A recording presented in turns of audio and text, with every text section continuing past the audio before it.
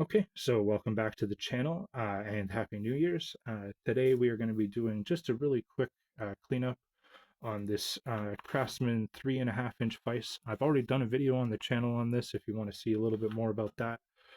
But in that video, I asked for some recommendations about which direction I should go with it. And I had a really great comment come in from a fellow Restore Tube creator, You Wanna Watch, who that's his name.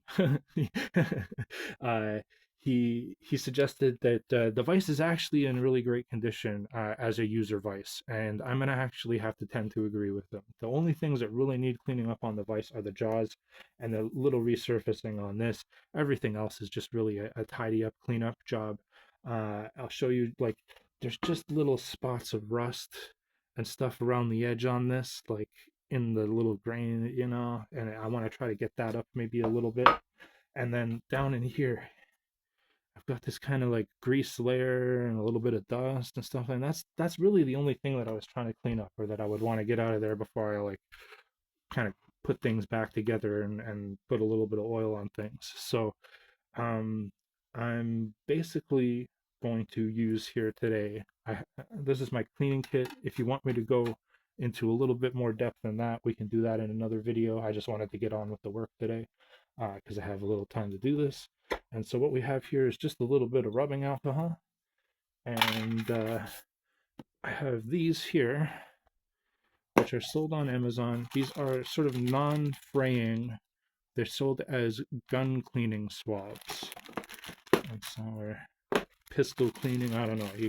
There's a bunch of different sizes, I think, or lengths. I think I bought like a box of like it's either 400 or 4,000. I can't remember, something like that. And this box lasted me over a year. And you can just see here sort of the tip on that, what that looks like. So they do fray a little bit. They're not perfect, but it's just glued together a little bit better than the way a Q-tip is. And it has that nice point on it so that it can get into areas.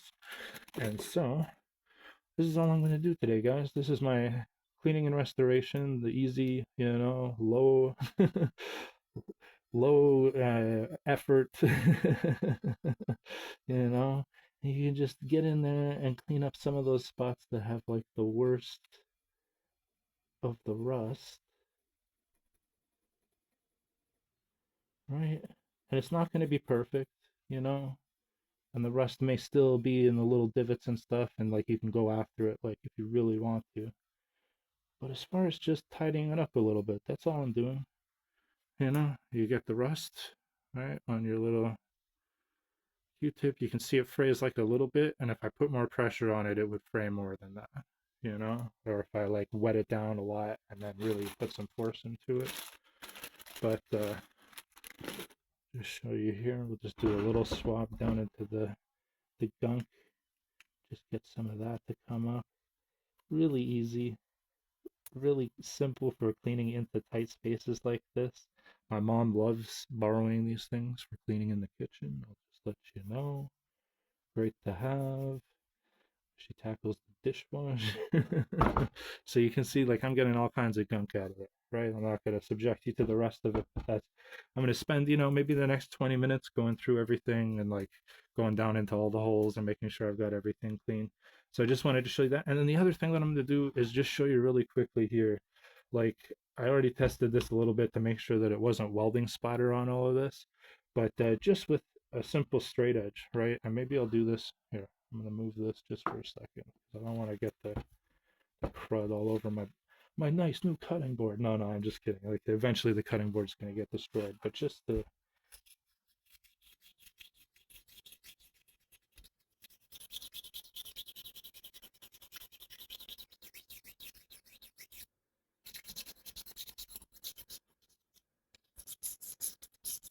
right.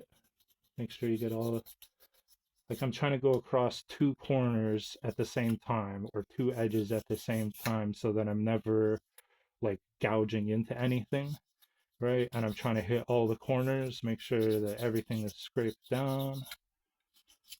And like, I could go more than that, right? I could like brush that now. I could put that under the wire wheel, and maybe we'll do that with the other one tomorrow, because I was going to do the wire wheel with the jaws tomorrow. So we'll bring that back. We'll just try to touch that like just very lightly on the wire wheel and see if we can get that to shine up. But that's all we're going to do, right? The only other spot I was going to use this, there's a little bit of paint here, right? When you're using a razor blade to scrape, the other thing to think about is that like this is the sharp edge. And for this type of scraping, that's what I would want to use. I would also want to do it like, 90 degrees kind of almost, or at a, so that I'm not scraping or gouging down into it. But another thing that you can use is the back edge of a razor blade, right along there where it's thicker. It doesn't do as much damage, like it's not rounded over, right? When I need something for rounded over, I got this in my toolkit. Okay, this is a trick. This is an old kitchen knife, right?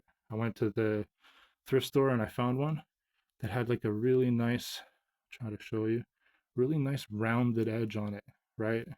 And this is steel, right? But because it's rounded, it's almost acts like a fingernail. So if I'm trying to scratch something and I really need to get in somewhere, that's a really beneficial trick to have like a infinite fingernail that you can scratch things with.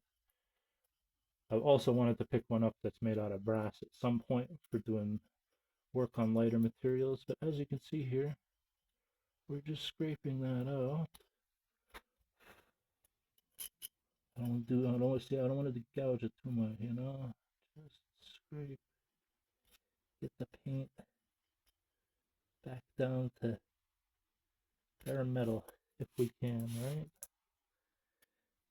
Now maybe, yeah, see it, don't want to scratch. I would brush it if I needed to get any more out than that.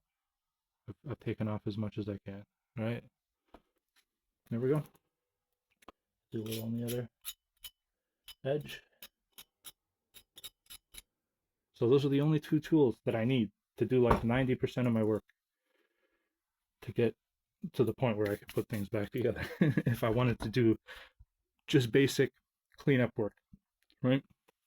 So that's my tip for the day. And I hope you guys are all having a great New Year's and relaxing if you can with the family.